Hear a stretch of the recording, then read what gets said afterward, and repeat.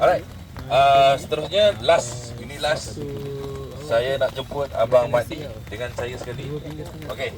Untuk pengetahuan korang, ini adalah Abang Mahdi ataupun Muhammad bin Muhammad Saleh. Boleh dikatakan antara saya, antara orang yang banyak mengajar saya pasal dunia outdoor. Beliau merupakan timbalan Presiden Hakam. Mungkin korang ada dah harap, tapi tak adalah Hakam. Boleh join sekarang. Sebab selalunya kalau saya tak puas hati, dia akan ini posting. Kita orang, okey, ramai sebelum ni cakap, kita orang bergaduh. Kita orang dua bergaduh. Grup Hakam dengan Haram bergaduh. Padahal Hello. Boleh lupa Mat. Nampak? Okey, please lah. Okey, topik kita orang pada malam ni adalah sesat di dalam hutan ataupun ada apa-apa insiden berlaku dalam hutan. Saya berjumpa dengan Mahdi pada tahun yang rapat waktu kes acap di Gopeng Perak. Waktu itu saya Biko Brother, kami berkampung di Gopeng selama 13 hari. Okey, selama 13 hari, walaupun memang kami tahu tidak ada chances nak jumpa acap.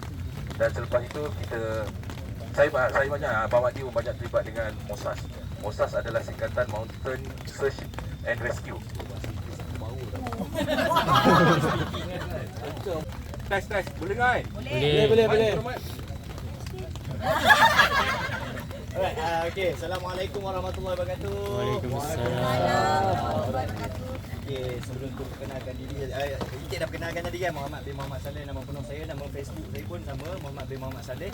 Okay, panggilan di gunung Mahdi lah. Okay, hari ni dijemput khas oleh Encik sebagai wakil daripada Hakam dan juga mewakili TMGM serta Maling Gunung Malaysia. Okay, juga topik hari ni berkaitan dengan search and rescue, sesat, emergency di gunung. So saya mewakili Musa jugalah. Alright. Okay, apa lagi? Okey. Tak apa, kita masih sembang. Okey, Mat. Berapa tahun pengalaman kau dalam dunia gunung dan bukit? Okey, pengalaman kalau nak ikutkan rasanya kat sini ada ramai-ramai sahabat-sahabat situ lama lah. Yang lebih lama daripada saya. Saya start full time sebagai maling gunung, guide gunung daripada 2006. Kau tak lahir, Mat. First 2006 bermasuk 2006 tolak 2023 17 tahun. Kurang bau. Okey, lebih kurang 17 tahun. Okey, Mat. Nak tanya kau orang. Ini kita acah-acah santai acah-acah je. Okey, Mat. Apa kes yang paling kau rasa macam bila sesat kat gunung ni yang kau rasa macam gempak gila sesat tu? Sesat tu gempak nak mampus. gempak dia ada banyak benda ni. Okay. Gempak dia kita bagi pada dua lah, yang positif dan yang negatif lah. Okey. Yang gempak yang positif ni bagi saya gempak yang kes hilang yang betul-betul hilang lah. So kalau anda pernah dengar cerita Hasan Ayat 2008 Februari 14 tak silap kot. 2008 Hasan Ayat itu adalah salah satu titik permulaan yang mana guide-guide ni bergabung. Wujudnya persatuan-persatuan guide, lepas tu wujudnya Mosa ni adalah titik permulaan lah, yang mana kes tu tak silap saya lah lebih daripada sebulan menjadi Hasan di Gunung Yoyak. Okay. Saya tak sempat terlibat tapi saya berada di Gunung Yoyak seminggu sebelum masa hilang. Saya masuk trip sebelum tu. Okay, and then yang tu yang sampai sekarang yang menyebabkan dunia gunung ni bersatu. Dulu kau yang belum tahu tim ni dengan tim dia, tapi bila semenjak kes tu kita duduk sit down, duduk bincang macam mana nak mengelakkan kes orang hilang. Sampailah ke hari ni peningkatan bab cakap search and rescue tu, banyaklah benda yang kita dah timbulkan standard-standard dan juga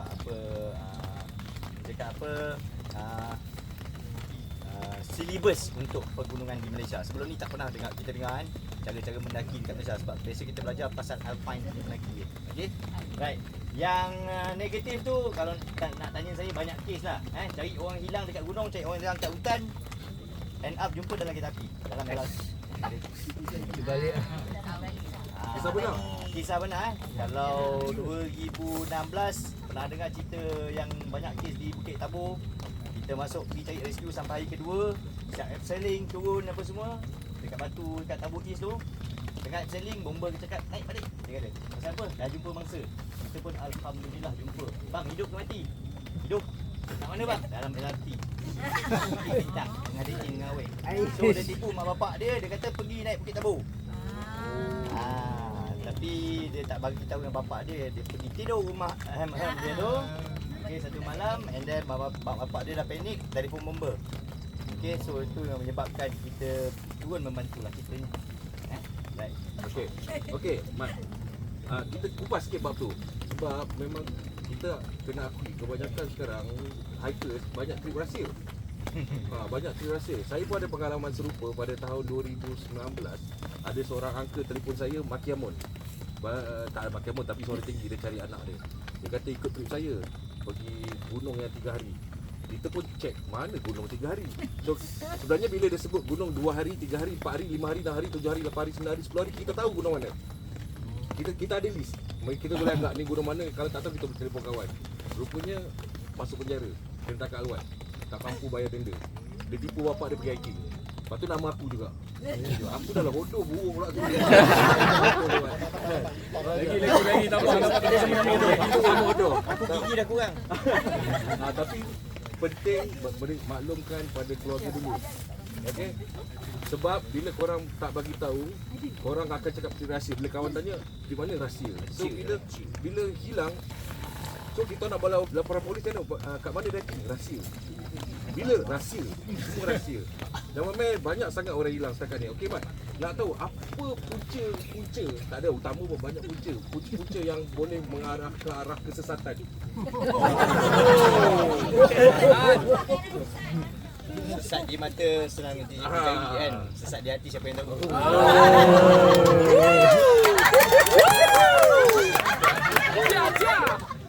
Okey, kita ambil standard bab sesat ni lah yang selalu terjadi. Even though kalau saya buat guiding sendiri pun kadang-kadang dalam grup saya sendiri pun ada kes sesat.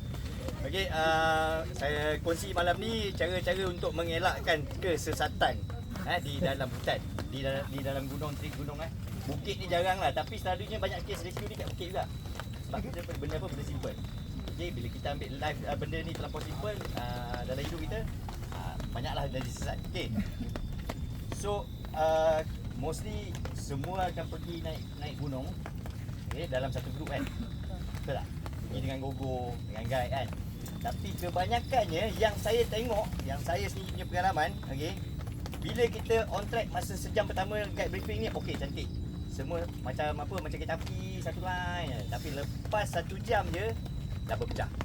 Pasal apa? Ada yang laju, ada yang slow, ada yang super slow. Tak. Okey. Lipat bang Okey. So cerita dia kalau saya rasa ada kot yang pernah ikut saya sebelum ni. Ada tak siapa yang pernah ikut saya sebelum ni? Dalam grup ni. Ada tak? Dia tak nak aku. Okey. Right. Biasa kalau kita tengok tak tahulah guide anda ataupun gogo anda sebelum ni pernah buat regroup. Pernah dengar tak regroup? Pupuk balik. Pernah Okay. So saya sentuh bab regroup ni, saya sentuh dalam bentuk yang lebih standard. Okey. Kalau pernah dengar STOP,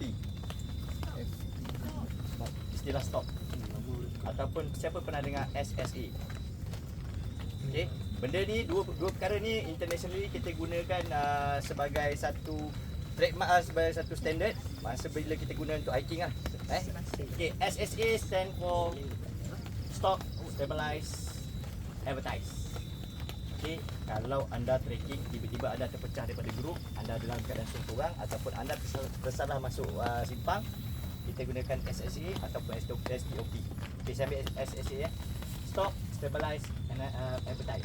Okey, stop ni maksudnya berhenti dekat mana anda berada sekarang, yang mana anda rasa anda tak berapa confident. Jalan ni betul ke pergi puncak? Jalan ni betul ke pergi campsite? Adakah jalan ni guide pakai tadi ataupun grup pakai? Kalau anda tak pasti, duduk situ.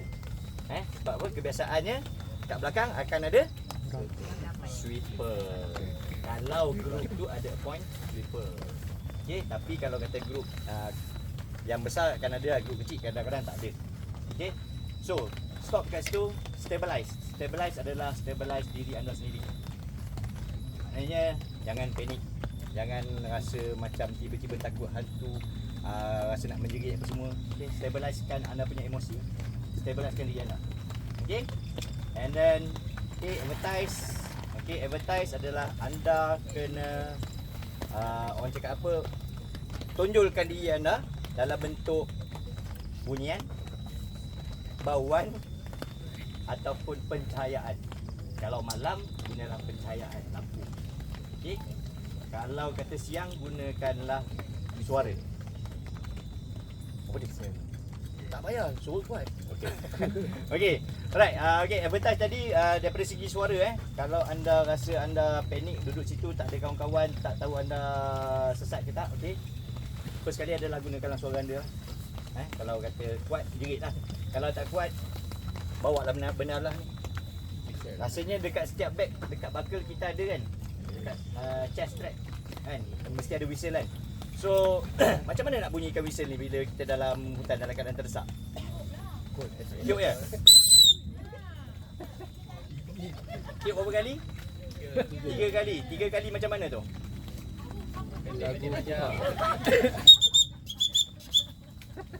Macam tu ke? Pergi kat sebelah member pun. Tapi member tak ada kat sebelah. Okey. Standard kita pakai internationally, kita pakai SOS lah. Okey. 3 long, 3 short. And then 3 long balik. Boleh biasa buat lah. Contoh. Tadi anda kata apa? Teknik pernafasan kan? Tarik nafas, tahan.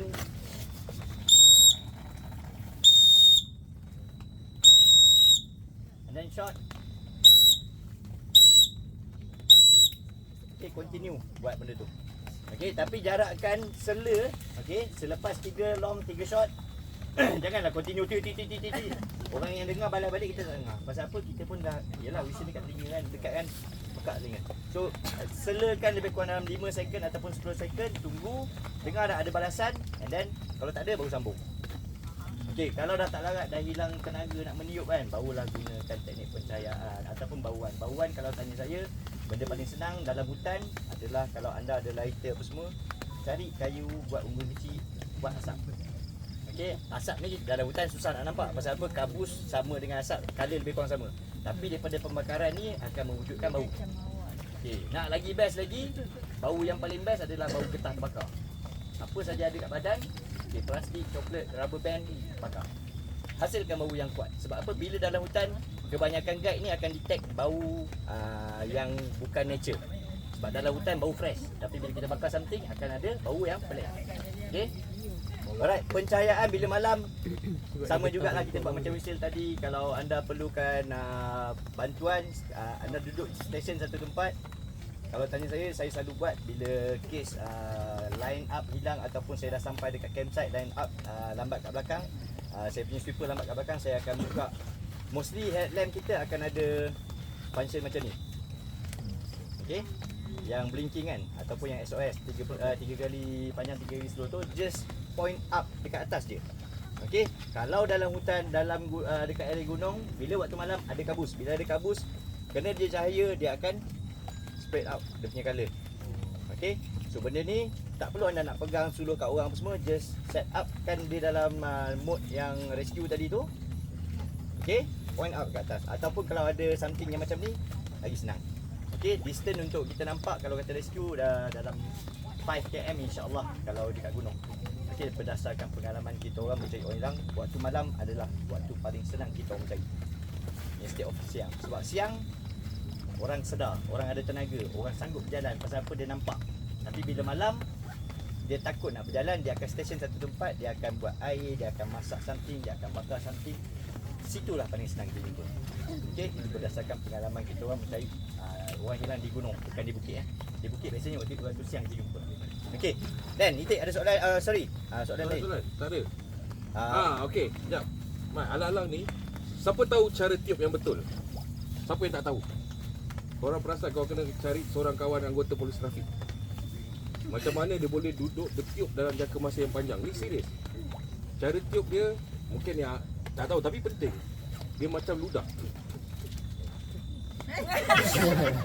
Dia kalau sorry kalau tiup dia kalau udah dia tajam bunyi. Tu kena ada kawan anggota trafik. Mak cakap tadi lampu betul 5 km tapi jangan tertipu. Okey, cara pemilihan untuk lampu adalah dikira berdasarkan lumen. Lumen, makin tinggi lumen makin terang. Tapi jangan percaya kat Shopee 10,000, 80,000, 100,000 pun ada, terkejut kita orang. Okey, ni antara barang-barang yang korang kena ada Okey, next what? Soalan lagi. Aku nak sambung tadi sambung. yang STOP tadi SSA kan. Satu lagi kalau nak lagi senang STOP lah. STOP tu dah anda pun dah tahu stop So S stand for apa? Stabilize. T think. Okey, ingat balik dekat mana kita punya last point tadi. O observe. Yang ni kalau betul-betul sesat yang memang confirm payah nak keluar. O observe sekeliling, bahaya tak bahaya kita nak duduk situ. Okey. Observe apa barang dekat dalam beg kita, ration berapa banyak tinggal, ada pencahayaan tak, ada air cukup tak, ada ubat-ubatan tak. Okey. And then P plan. Plan adalah plan bukan plan nak jadi rainbow untuk anda meredah hutan pergi cari sungai. No. Plan adalah plan untuk anda dijumpai. So anda tadi dah duduk situ, dah diarahkan, dibelajar untuk duduk situ. Plan tadi adalah plan untuk station dekat situ, plan untuk macam mana nak advertise diri anda supaya orang senang jumpa. Okey, yang selalu kita cari kes hilang yang susah kita nak cari kalau tak silap saya 2017 di Irau. Okey. Salah satu mangsa ni dia turun daripada puncak Irau, selepas daripada mili Irau dia terjatuh di lereng. Kan? Dan bila dia jatuh, dia dah tak boleh naik balik. So kita dapat info sebab dia dapat WhatsApp kita, dia hantar kita dia punya last location. Last location kita masuk, kita pergi cari, betul-betul kat koordinat yang dia bagi, tak jumpa dia. Okey, kenapa tak jumpa? Sebabkan dia bergerak. Dia belajar masa dulu kat pengakap dekat dalam dia belajar kat Bear Grylls, dia tengok kat National Geographic. Bear Grylls kata kalau sesat, okey, cari sungai. Okey, tolong jangan buat macam tu, nyusahkan kita orang nak cari, nyusahkan apa bomba nak cari. Okey, bila anda sesat, station kat situ. Okey. So plan to be fine. Plan to be survive. Bukan plan untuk memandai-mandai meredah sungai. So apa yang jadi masa kita jumpa dia, waktu tu dia berada di hujung batu di atas air terjun, dia dah hampir lost. Dia dah hampir macam dah putus asa, dia nak terjun dalam air terjun. Dan kebetulan tim rescue jumpa, dapat rescue dia keluar. Okey. So kalau kata kes macam tu, kalau kata anda cuba nak try pergi cari air, make sure air yang berdekatan. Bukannya nak pergi cari macam yang kita belajar dekat dalam sebelum-sebelum ni lah. Pergi cari sungai akan menurun sampai ke town yang terdekat. No. Kalau anda naik Yonggap, anda turun ikut sungai, saya tak tahulah tahun bila anda akan jumpa sungai. Sebab sungai dia bersepah-sepah, bercabang-cabang.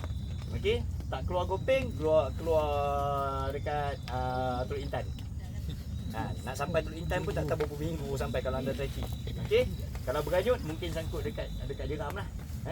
Like orang tengah main rafting kat Gopeng tu jumpa, oh Witik, oh berapa ni? Aku sesat.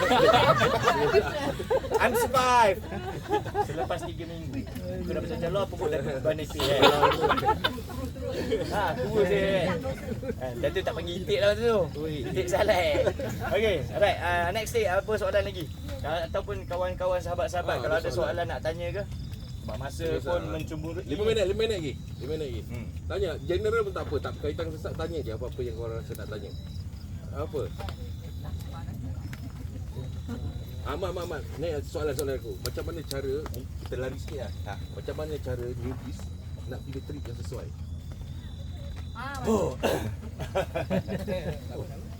Ini kena pukulkan gogo-gogo kat sini. Tak ada. Siapa gogo balik dulu? Okey, alright. Rasanya untuk anda memilih trik-trik yang sesuai. Jap. Nak record. Salah satu gogo Bukan. Mati aku kena pukulkan. Okey, untuk anda mencari trik-trik yang sesuai, okey, saranan saya anda boleh rujuk di Google, di Facebook, di mana-mana grup Facebook yang ada Hakam Haram GO. Okey, yang mana itu adalah platform pergunungan di Malaysia. yang mana menyediakan maklumat-maklumat pasal pendakian. Okey. Reference anda yang first adalah pembacaan, melalui pembacaan. Pembacaan tak semestinya 100% tepat. Okey, sebab apa? Kalau kata contoh orang yang menulis tu adalah orang yang trail runner. Okey, let's say lah kita ambil lah gunung Yong Belah yang paling senang, G7 yang paling senang dalam Malaysia. Okey, runner dia buat buat Yong Belah tu 2 jam naik, 2 jam turun dia boleh sampai dah ke kebun. Okey, anda yang baru nak start mendaki jangan ambil benda tu sebagai reference. Kilometers dia memang sama, tapi hours yang dia buat lebih mudah. Sebab apa? Dia punya train sistem dia lain. Okey. Kalau anda nak ambil sebagai maklumat, contoh jarak dalam kilometer boleh tak masalah, tapi by hours jangan jadikan sebagai rujukan. Okey. Cari maklumat-maklumat lain berkaitan gunung yang sama daripada platform-platform yang lain, tengok dekat situ. Yang ni untuk backpack, yang ni untuk kompres, yang ni untuk bermalam. Kita ni duduk dekat label kat mana? Tanya diri kita balik. Kalau kita baru nak belajar bermalam. Bermalam pun ada yang bermalam yang kompres, bermalam. Okey, Yong Belah kalau tanya saya standard orang buat 3 hari 2 malam. Itu adalah standard kita bawa orang naik gunung yang baru nak belajar. Okey, kalau yang super slow saya pernah buat 5 hari 4 malam. Tapi itu special special trip. Super slow yang memang dia nak naik gunung juga, dia berjalan macam ni. Aku lagi. Betul. Jangan marah. Okey, terima kasih. Okey, so dia berjalan macam tu tapi dia ajak dia nak naik gunung. So saya bawa dia 5 hari.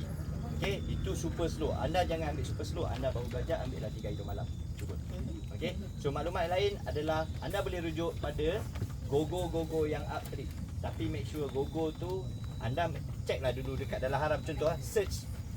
Contohlah grup sekian ABCD ni, grup ABCD ni berapa banyak dia dah post kat dalam haram ni daripada tahun bila dia post. So daripada tahun dia start post tu sampai sekarang, maknanya dia dah berpengalaman lama dalam menguruskan grup. Jadi kalau tanya saya, better go dengan gogo ataupun grup-grup yang dah lama. Lepas tu and then bila anda dah ada pengalaman sendiri baru join new group. Okay. And then make sure tanya juga, cari juga guide yang membawa trip ke gunung-gunung yang mana anda nak pergi. Okey, jangan refer pada satu guide. Refer kepada, kalau tanya saya, 3. Anda nak naik Yong Belah, search guide siapa yang bawa pergi Yong Belah. Okey, cik guide 1, guide 2 Mamu, guide ketiga Macam. Okey. Tanya macam mana nak naik Yong Belah. Apa persiapan? Lepas tu tanya Itik pula. Tanya dengan Mamu pula. Okey. Reference 3 ni yang mana yang sama? Salah satu mesti tak sama. Okey, ataupun yang 2 hampir sama ni, ini adalah reference untuk standard punya. Kalau tanya saya, itulah sebagai reference. Okey.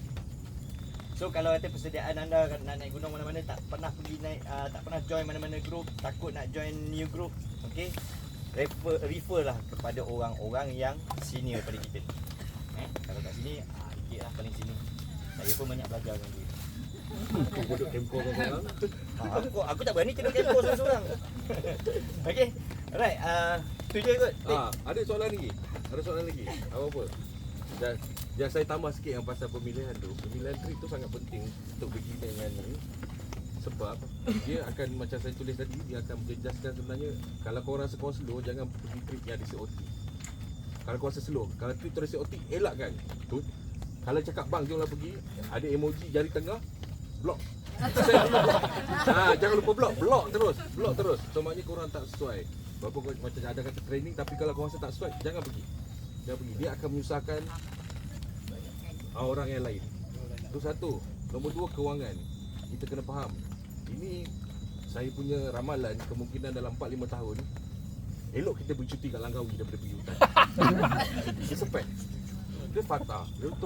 Orang pergi bercuti Langkawi 250 3 hari 2 malam. Takkan dapat dah 250 tu. Kadang-kadang sehari 2 hari dah kena balik. Elok pergi Langkawi makan coklat. Okey, tu ramalan saya. Kecuali ada penambahbaikan dari segi kota. Siapa budak NGT sini? Tengok budak NGT sini. Okey, itu benda-benda tu kena preparation dari segi kewangan. Lepas tu lagi satu, jangan lipat last minute, kesian gogo. Itu biasa. Kecuali kematian. Okey. Keempat, saya sentiasa mengalu-alukan, kalau korang tak tahu dalam mulut saya lah. Kalau korang rasa tak confident dengan seorang gogo tu, boleh refer pada saya atau pada MLN. Bang, ni okey tak gogo ni? So kami akan buat data checking apa semua. Kadang-kadang saya akan refer pada Mat. Mat, budak ni ada post kat Akam tak? Tak ada. Okey, something wrong dengan Mat ni. But scammer is everywhere. I speaking lagi. Wah. Dok geng ada-ada. Ceng lah, kau boleh tak tahu.